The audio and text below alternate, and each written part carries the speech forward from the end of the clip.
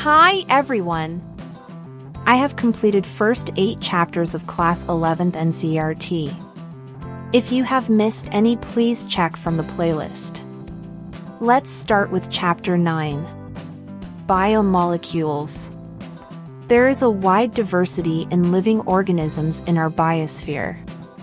Now a question that arises in our minds is, are all living organisms made of the same chemicals, i.e., elements and compounds? You have learned in chemistry how elemental analysis is performed. If we perform such an analysis on a plant tissue, animal tissue, or a microbial paste, we obtain a list of elements like carbon, hydrogen, oxygen, and several others and their respective content per unit mass of a living tissue. If the same analysis is performed on a piece of Earth's crust as an example of non-living matter, we obtain a similar list. What are the differences between the two lists? In absolute terms, no such differences could be made out. All the elements present in a sample of Earth's crust are also present in a sample of living tissue. However, a closer examination reveals that the relative abundance of carbon and hydrogen with respect to other elements is higher in any living organism than in Earth's crust. Table 9.1. 9.1 How to analyze chemical composition? We can continue asking in the same way, what type of organic compounds are found in living organisms? How does one go about finding the answer? To get an answer, one has to perform a chemical analysis. We can take any living tissue, a vegetable or a piece of liver, etc., and grind it in trichloroacetic acid using a mortar and a pestle. We obtain a thick slurry. If we were to strain this through a cheesecloth or cotton, we would obtain 2 fractions. One is called the filtrate, or more technically, the acid-soluble pool, and the second, the retentate, or the acid-insoluble fraction. Scientists have found thousands of organic compounds in the acid-soluble pool. In higher classes, you will learn about how to analyze a living tissue sample and identify a particular organic compound. It will suffice to say here that one extracts the compounds, then subjects the extract to various separation techniques till one has separated a compound from all other compounds. In other words, one isolates and purifies a compound. Analytical techniques, when applied to the compound, give us an idea of the molecular formula and the probable structure of the compound. All the carbon compounds that we get from living tissues can be called biomolecules. However, living organisms have also got inorganic elements and compounds in them. How do we know this? A slightly different but destructive experiment has to be done. One weighs a small amount of a living tissue, say a leaf or liver, and this is called wet weight, and dry it. All the water evaporates. The remaining material gives dry weight. Now if the tissue is fully burnt, all the carbon compounds are oxidized to gaseous form, CO2, water vapor, and are removed. What is remaining is called ash. This ash contains inorganic elements like calcium, magnesium, etc. Inorganic compounds like sulfate, phosphate, etc. are also seen in the acid-soluble fraction. Therefore, elemental analysis gives elemental composition of living tissues in the form of hydrogen, oxygen, chlorine, carbon, etc., while analysis for compounds gives an idea of the kind of organic, figure 9.1, and inorganic constituents, table 9.2, present in living tissues. From a chemistry point of view, one can identify functional groups like aldehydes, ketones, aromatic compounds, etc. But from a biological point of view, we shall classify them into amino acids, nucleotide bases, fatty acids, etc. Amino acids are organic compounds containing an amino group and an acidic group as substituents on the same carbon, i.e., the alpha carbon. Hence, they are called alpha amino acids. They are substituted methanes. There are 4 substituent groups occupying the 4 valency positions. These are hydrogen, carboxyl group, amino group, and a variable group designated as our group. Based on the nature of our group, there are many amino acids. However, those which occur in proteins are only of 20 types. Their group in these proteinaceous amino acids could be a hydrogen, the amino acid is called glycine, a methyl group, alanine, hydroxymethyl, serine, etc. 3 of the 20 are shown in Figure 9.1. The chemical and physical properties of amino acids are essentially of the amino, carboxyl, and their functional groups. Based on number of amino and carboxyl groups, there are acidic, example, glutamic acid, basic, lysine, and neutral, valine, amino acids. Similarly, there are aromatic amino acids, tyrosine, phenylalanine, tryptophan. A particular property of amino acids is the ionizable nature of NH2 and COOH groups. Hence, in solutions of different pHs, the structure of amino acids changes. Lipids are generally water insoluble. They could be simple fatty acids. A fatty acid has a carboxyl group attached to an R group. The R group could be a methyl, CH3, or ethyl, C2H5, or higher number of CH2 groups, 1 carbon to 19 carbons. For example, palmitic acid has 16 carbons including carboxyl carbon. Arachidonic acid has 20 carbon atoms including the carboxyl carbon. Fatty acids could be saturated, without double bond, or unsaturated, with one or more C=C double bonds. Another simple lipid is glycerol, which is trihydroxypropane. Many lipids have both glycerol and fatty acids. Here the fatty acids are found esterified with glycerol. They can be then monoglycerides, diglycerides, and triglycerides. These are also called fats and oils based on melting point. Oils have lower melting point, example, gingerly oil, and hence remain as oil in winters. Can you identify a fat from the market? Some lipids have phosphorus and a phosphorylated organic compound in them. These are phospholipids. They are found in cell membrane. Lecithin is one example. Some tissues, especially the neural tissues, have lipids with more complex structures. Living organisms have a number of carbon compounds in which heterocyclic rings can be found. Some of these are nitrogen bases, adenine, guanine, cytosine, uracil, and thymine. When found attached to a sugar, they are called nucleosides. If a phosphate group is also found esterified to the sugar, they are called nucleotides. Adenosine, guanosine, thymidine, uridine, and cytidine are nucleosides. Adenylic acid, thymidyllic acid, guanylic acid, uridylic acid, and cytidyllic acid are nucleotides. Nucleic acids like DNA and RNA consist of nucleotides only. DNA and RNA function as genetic material. 9.2 Primary and secondary metabolites. The most exciting aspect of chemistry deals with isolating thousands of compounds, small and big, from living organisms, determining their structure and if possible synthesizing them. If one were to make a list of biomolecules, such a list would have thousands of organic compounds including amino acids, sugars, etc. For reasons that are given in section 9.10, we can call these biomolecules as metabolites.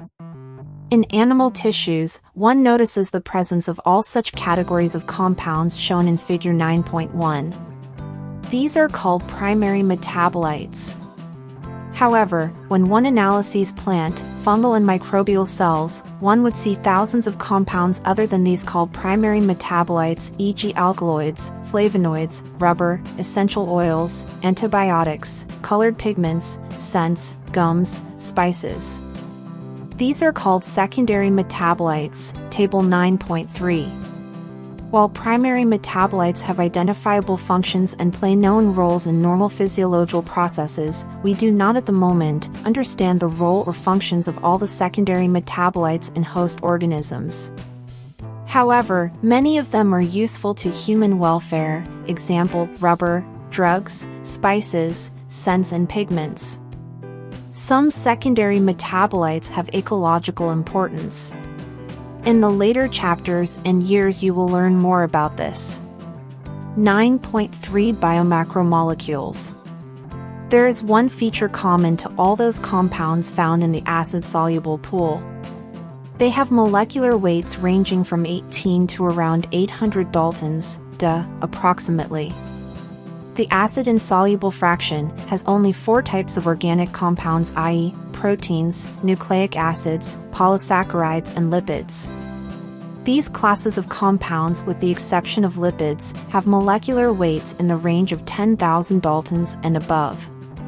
For this very reason, biomolecules, i.e., chemical compounds found in living organisms, are of 2 types. 1. Those which have molecular weights less than 1,000 Dalton and are usually referred to as micromolecules or simply biomolecules, while those which are found in the acid-insoluble fraction are called macromolecules or biomacromolecules. The molecules in the insoluble fraction, with the exception of lipids, are polymeric substances. Then why do lipids, whose molecular weights do not exceed 800 Daltons, come under acid-insoluble fraction, that is, macromolecular fraction? Lipids are indeed small molecular weight compounds and are present not only as such but also arranged into structures like cell membrane and other membranes. When we grind a tissue, we are disrupting the cell structure. Cell membrane and other membranes are broken into pieces and form vesicles which are not water-soluble. Therefore, these membrane fragments in the form of vesicles get separated along with the acid-insoluble pool and hence in the macromolecular fraction. Lipids are not strictly macromolecules. The acid-soluble pool represents roughly the cytoplasmic composition. The macromolecules from cytoplasm and organelles become the acid-insoluble fraction. Together they represent the entire chemical composition of living tissues or organisms. In summary, if we represent the chemical composition of living tissue from abundance point of view and arrange them class-wise, we observe that water is the most abundant chemical in living organisms. Table 9.4. 9.4 Proteins. Proteins are polypeptides. They are linear chains of amino acids linked by peptide bonds as shown in figure 9.3.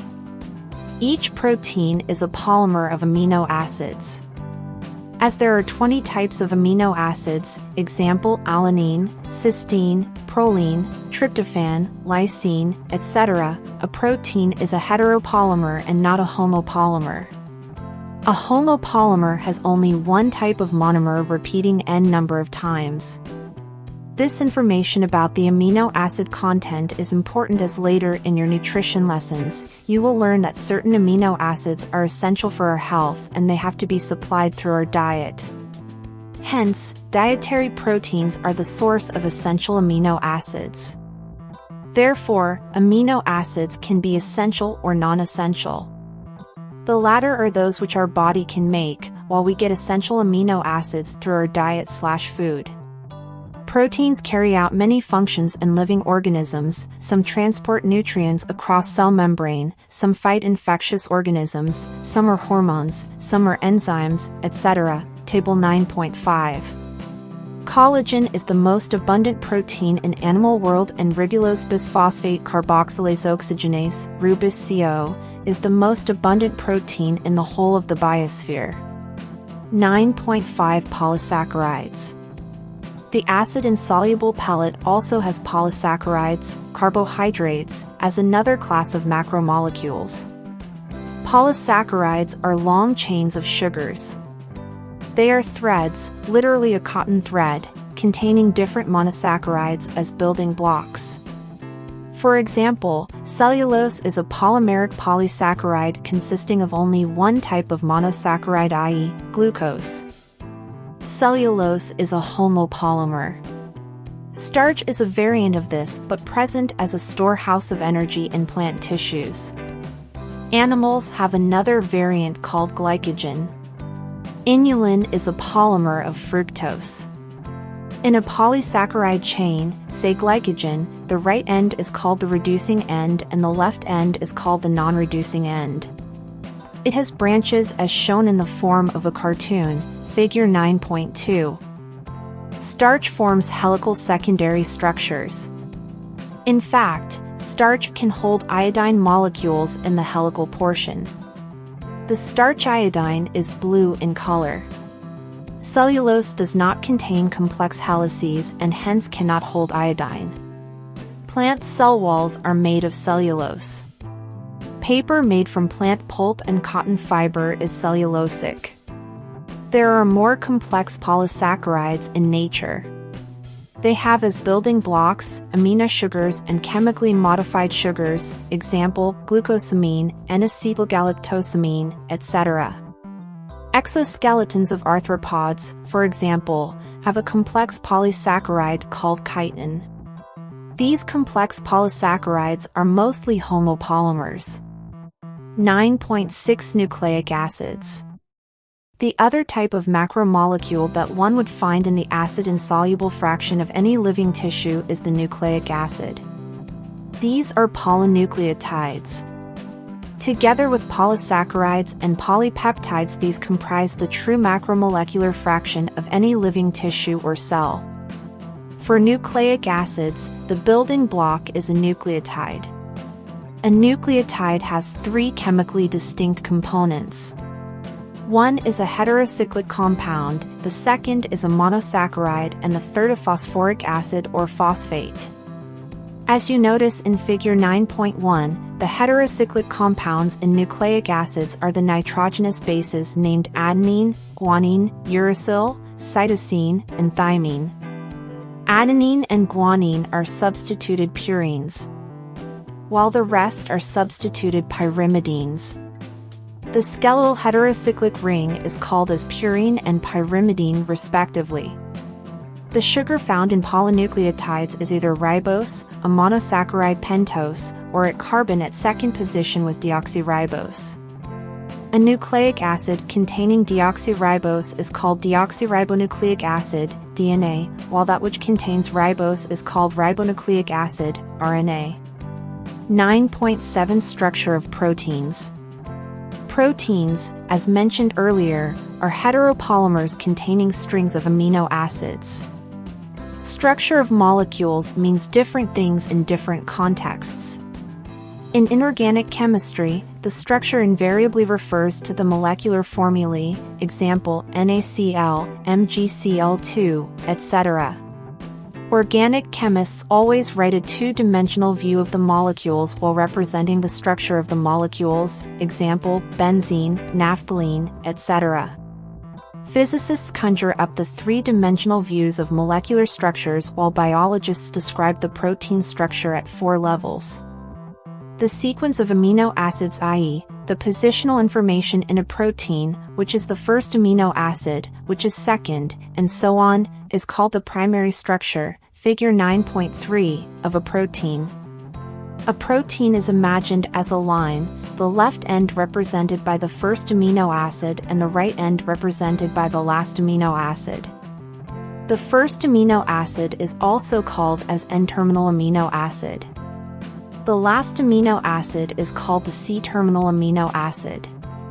A protein thread does not exist throughout as an extended rigid rod. The thread is folded in the form of a helix, similar to a revolving staircase. Of course, only some portions of the protein thread are arranged in the form of a helix. In proteins, only right-handed helices are observed. Other regions of the protein thread are folded into other forms in what is called the secondary structure.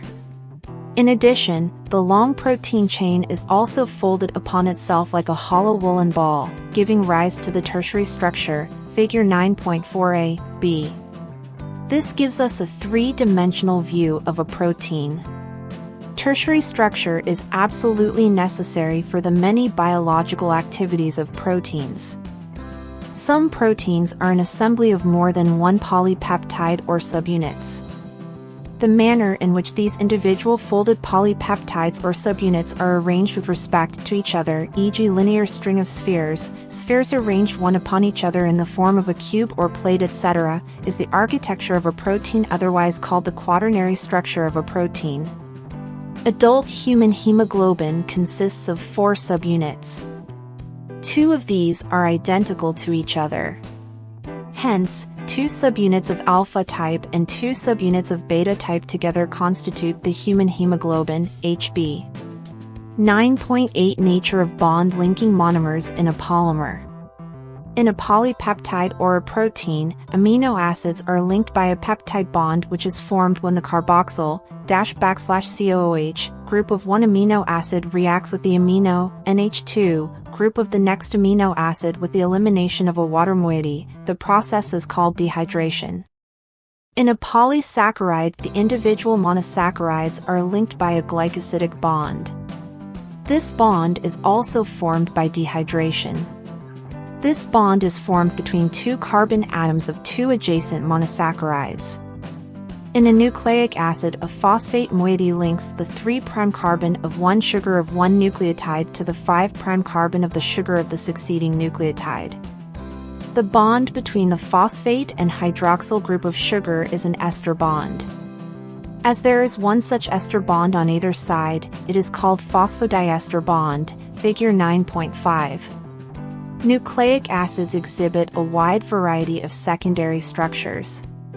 For example, one of the secondary structures exhibited by DNA is the famous Watson-Crick model. This model says that DNA exists as a double helix. The 2 strands of polynucleotides are antiparallel, i.e., run in the opposite direction. The backbone is formed by the sugar-phosphate sugar chain. The nitrogen bases are projected more or less perpendicular to this backbone but face inside. A and G of one strand compulsorily base pairs with T and C, respectively, on the other strand. There are 2 hydrogen bonds between A and T and 3 hydrogen bonds between G and C. Each strand appears like a helical staircase. Each step of ascent is represented by a pair of bases. At each step of ascent, the strand turns 36 degrees. One full turn of the helical strand would involve 10 steps or 10 base pairs. Attempt drawing a line diagram. The pitch would be 34 angstrom. The rise per base pair would be 3.4 angstrom. This form of DNA with the above-mentioned salient features is called bDNA. In higher classes, you will be told that there are more than a dozen forms of DNA named after English alphabets with unique structural features. 9.9 Dynamic state of body constituents, concept of metabolism. What we have learnt till now is that living organisms, be it a simple bacterial cell, a protozoan, a plant or an animal, contain thousands of organic compounds. These compounds or biomolecules are present in certain concentrations, expressed as mole/cell or mole/liter, etc. One of the greatest discoveries ever made was the observation that all these biomolecules have a turnover. This means that they are constantly being changed into some other biomolecules and also made from some other biomolecules. This breaking and making is through chemical reactions constantly occurring in living organisms. Together, all these chemical reactions are called metabolism. Each of the metabolic reactions results in the transformation of biomolecules.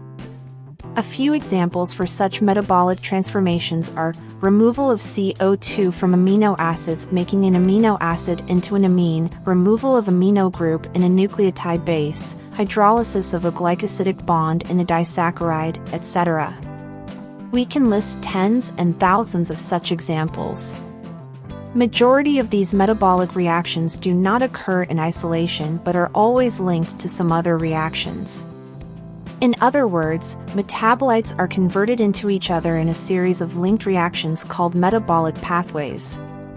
These metabolic pathways are similar to the automobile traffic in a city. These pathways are either linear or circular.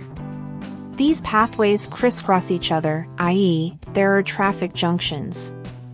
Flow of metabolites through metabolic pathway has a definite rate and direction like automobile traffic. This metabolite flow is called the dynamic state of body constituents. What is most important is that this interlinked metabolic traffic is very smooth and without a single reported mishap for healthy conditions. Another feature of these metabolic reactions is that every chemical reaction is a catalyzed reaction. There is no uncatalyzed metabolic conversion in living systems. Even CO2 dissolving in water, a physical process, is a catalyzed reaction in living systems. The catalysts which hasten the rate of a given metabolic conversion are also proteins. These proteins with catalytic power are named enzymes. 9.10 Metabolic basis for living. Metabolic pathways can lead to a more complex structure from a simpler structure, for example, acetic acid becomes cholesterol, or lead to a simpler structure from a complex structure, for example, glucose becomes lactic acid in our skeletal muscle. The former cases are called biosynthetic pathways or anabolic pathways.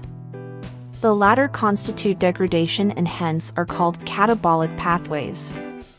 Anabolic pathways, as expected, consume energy. Assembly of a protein from amino acids requires energy input.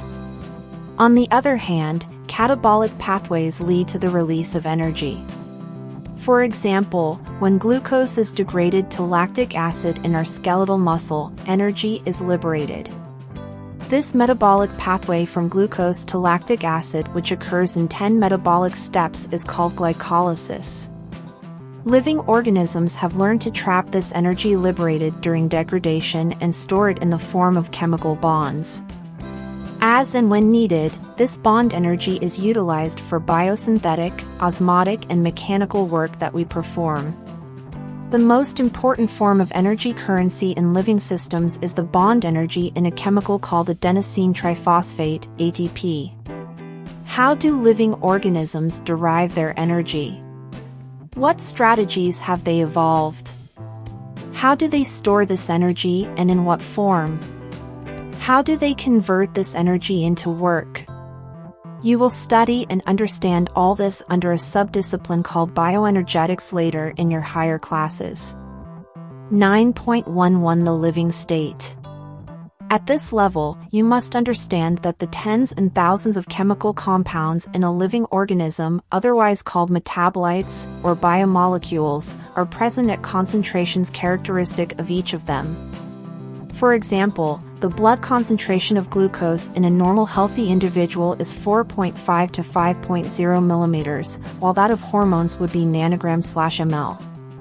The most important fact of biological systems is that all living organisms exist in a steady state characterized by concentrations of each of these biomolecules. These biomolecules are in a metabolic flux. Any chemical or physical process moves spontaneously to equilibrium. The steady state is a non-equilibrium state. One should remember from physics that systems at equilibrium cannot perform work. As living organisms work continuously, they cannot afford to reach equilibrium. Hence, the living state is a non-equilibrium steady state. To be able to perform work, living process is a constant effort to prevent falling into equilibrium. This is achieved by energy input. Metabolism provides a mechanism for the production of energy. Hence, the living state and metabolism are synonymous. Without metabolism, there cannot be a living state. 9.12 Enzymes. Almost all enzymes are proteins. There are some nucleic acids that behave like enzymes. These are called ribozymes. One can depict an enzyme by a line diagram. An enzyme, like any protein, has a primary structure, i.e., amino acid sequence of the protein.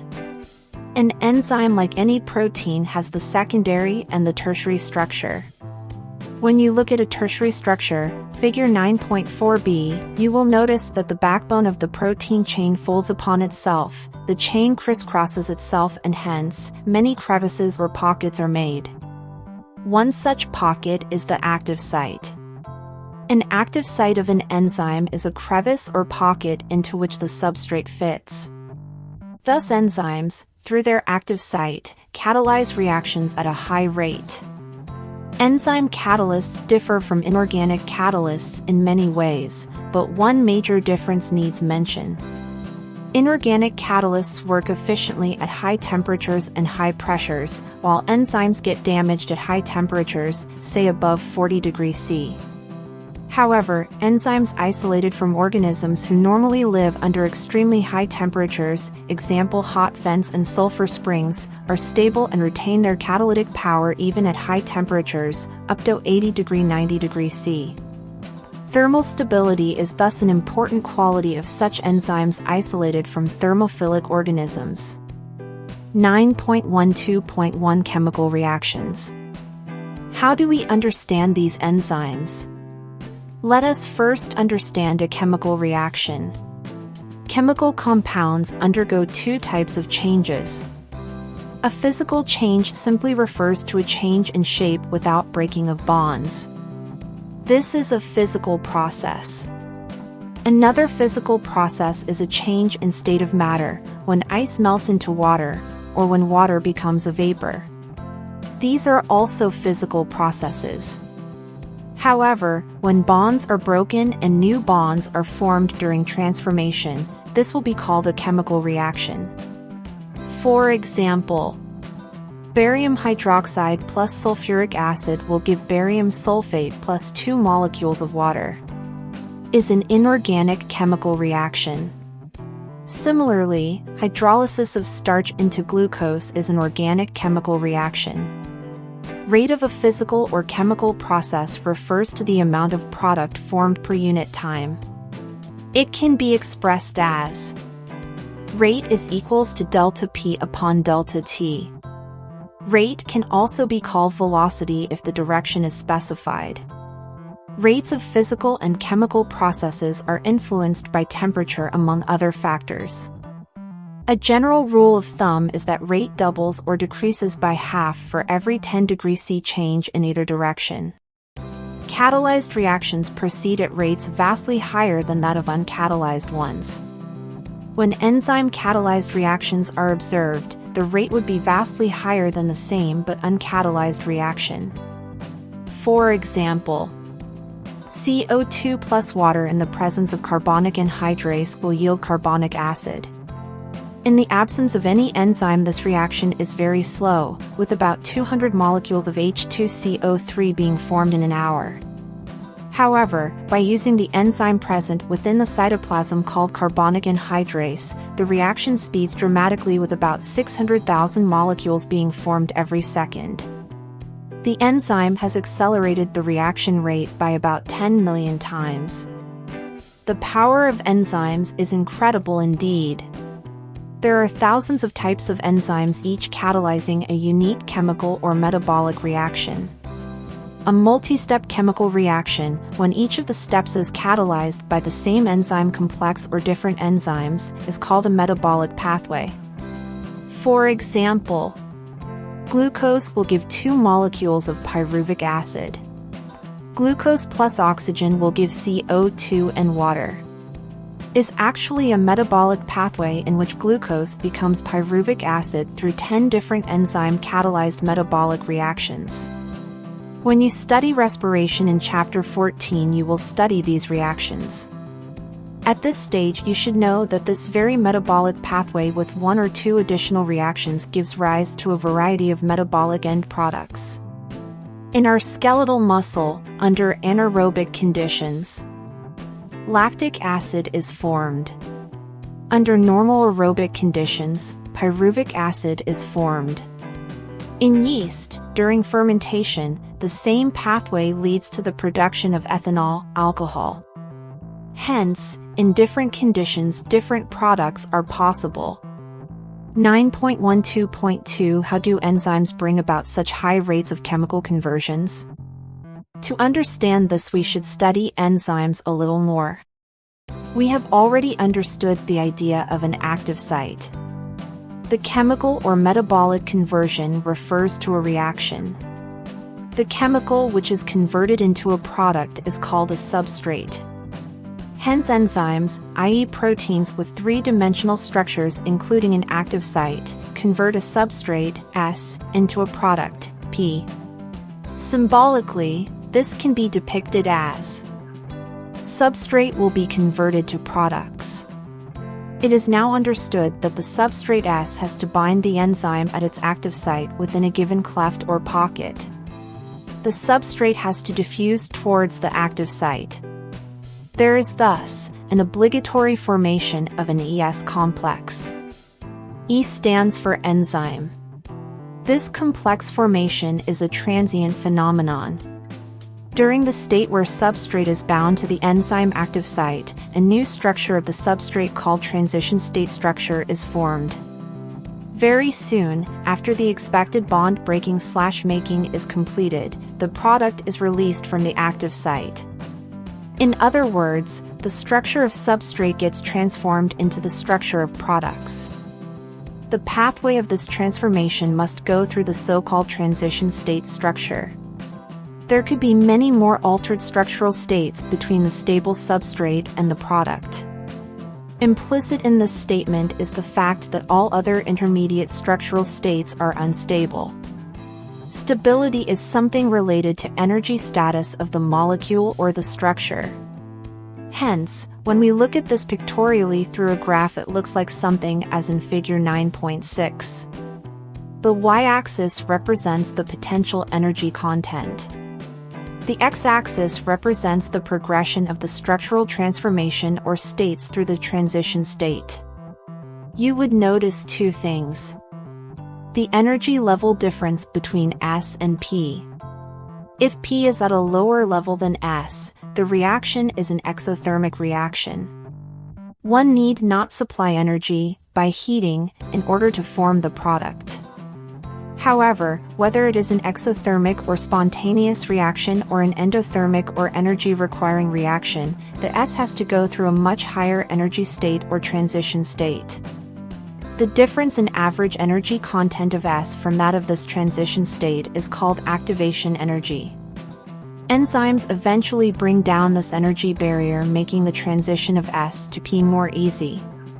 9.12.3 Nature of enzyme action. Each enzyme, E, has a substrate, S, binding site in its molecule so that a highly reactive enzyme-substrate complex, ES, is produced. This complex is short-lived and dissociates into its products P and the unchanged enzyme with an intermediate formation of the enzyme product complex, EP.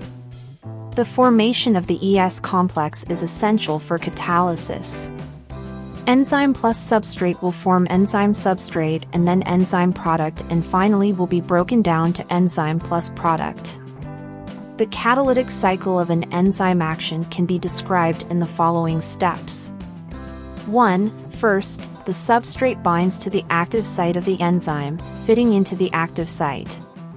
2. The binding of the substrate induces the enzyme to alter its shape, fitting more tightly around the substrate.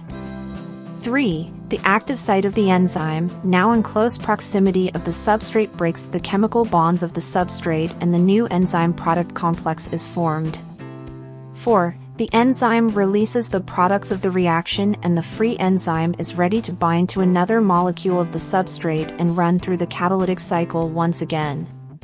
9.12.4 Factors affecting enzyme activity. The activity of an enzyme can be affected by a change in the conditions which can alter the tertiary structure of the protein. These include temperature, pH, change in substrate concentration or binding of specific chemicals that regulate its activity. Temperature and pH. Enzymes generally function in a narrow range of temperature and pH, figure 9.7. Each enzyme shows its highest activity at a particular temperature and pH called the optimum temperature and optimum pH. Activity declines both below and above the optimum value. Low temperature preserves the enzyme in a temporarily inactive state, whereas high temperature destroys enzymatic activity because proteins are denatured by heat. Concentration of substrate. With the increase in substrate concentration, the velocity of the enzymatic reaction rises at first. The reaction ultimately reaches a maximum velocity, Vmax, which is not exceeded by any further rise in concentration of the substrate. This is because the enzyme molecules are fewer than the substrate molecules, and after saturation of these molecules, there are no free enzyme molecules to bind with the additional substrate molecules, figure 9.7. The activity of an enzyme is also sensitive to the presence of specific chemicals that bind to the enzyme. When the binding of the chemical shuts off enzyme activity, the process is called inhibition and the chemical is called an inhibitor. When the inhibitor closely resembles the substrate in its molecular structure and inhibits the activity of the enzyme, it is known as competitive inhibitor. Due to its close structural similarity with the substrate, the inhibitor competes with the substrate for the substrate binding site of the enzyme. Consequently, the substrate cannot bind, and as a result, the enzyme action declines. Example, inhibition of succinic dehydrogenase by malonate, which closely resembles the substrate succinate in structure. Such competitive inhibitors are often used in the control of bacterial pathogens. 9.12.5 Classification and nomenclature of enzymes. Thousands of enzymes have been discovered, isolated, and studied. Most of these enzymes have been classified into different groups based on the type of reactions they catalyze. Enzymes are divided into 6 classes, each with 4 to 13 subclasses, and named accordingly by a 4-digit number. Oxidoreductases/dehydrogenases. Enzymes which catalyze oxidoreduction between two substrates S and S. Example: S reduced plus S oxidized will give S oxidized plus S reduced. Transferases. Enzymes catalyzing a transfer of a group, G, other than hydrogen, between a pair of substrate S and S. Hydrolases. Enzymes catalyzing hydrolysis of ester, ether, peptide, glycosidic, CC, C-halide or PN bonds. Lyases. Enzymes that catalyze removal of groups from substrates by mechanisms other than hydrolysis, leaving double bonds. Isomerases. Includes all enzymes catalyzing interconversion of optical, geometric, or positional isomers. Ligases. Enzymes catalyzing the linking together of two compounds, example enzymes which catalyze joining of CO, CS, CN, PO etc. bonds. 9.12.6 Cofactors. Enzymes are composed of one or several polypeptide chains. However, there are a number of cases in which non-protein constituents called cofactors are bound to the enzyme to make the enzyme catalytically active. In these instances, the protein portion of the enzymes is called the apoenzyme. 3 kinds of cofactors may be identified: prosthetic groups, coenzymes, and metal ions. Prosthetic groups are organic compounds and are distinguished from other cofactors in that they are tightly bound to the apoenzyme. For example, in peroxidase and catalase, which catalyze the breakdown of hydrogen peroxide to water and oxygen, heme is the prosthetic group and it is a part of the active site of the enzyme. Coenzymes are also organic compounds, but their association with the apoenzyme is only transient, usually occurring during the course of catalysis. Furthermore, coenzymes serve as cofactors in a number of different enzyme-catalyzed reactions. The essential chemical components of many coenzymes are vitamins, example, coenzyme nicotinamide adenine dinucleotide, NAD, and NADP contain the vitamin niacin. A number of enzymes require metal ions for their activity, which form coordination bonds with side chains at the active site and at the same time form one or more coordination bonds with the substrate. Example, zinc is a cofactor for the proteolytic enzyme carboxypeptidase. catalytic activity is lost when the cofactor is removed from the enzyme, which testifies that they play a crucial role in the catalytic activity of the enzyme. And that's the end of Chapter 9. Hope it was worth listening and you learned few pronunciations too. Please do like this video, share and subscribe if you have until now. Stay tuned for Chapter 10. Thank you.